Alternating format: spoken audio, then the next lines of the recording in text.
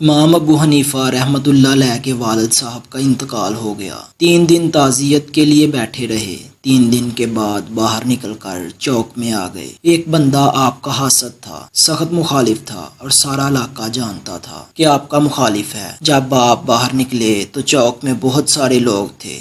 وہ بھی سامنے سے آیا، السلام علیکم کے بعد کہنے لگا، ابو حنیفہ، سنا ہے آپ کے والد انتقال کر گئے ہیں؟ فرمایا ہاں۔ کہنے لگا، اپنی ماں کا نکاح میرے ساتھ کر دو۔ اللہ اکبر!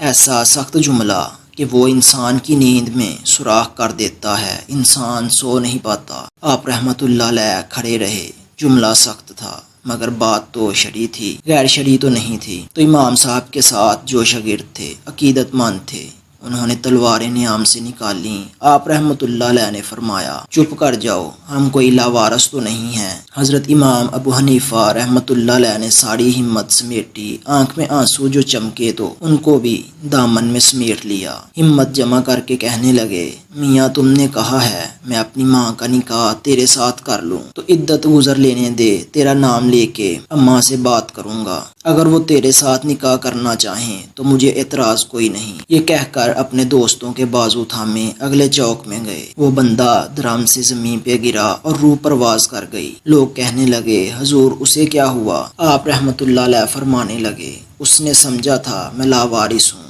اسے کچھ بھی نہیں ہوا، ابو حنیفہ کے صبر نے اس کی جان لے لی ہے۔ کئی دفعہ لوگ بڑے سخت جملے کہہ دیتے ہیں، بڑی تکلیف ہوتی ہے۔ حسد بڑی بری چیز ہے، اس کے شر سے اللہ ہم سب کو محفوظ فرمائے، آمین۔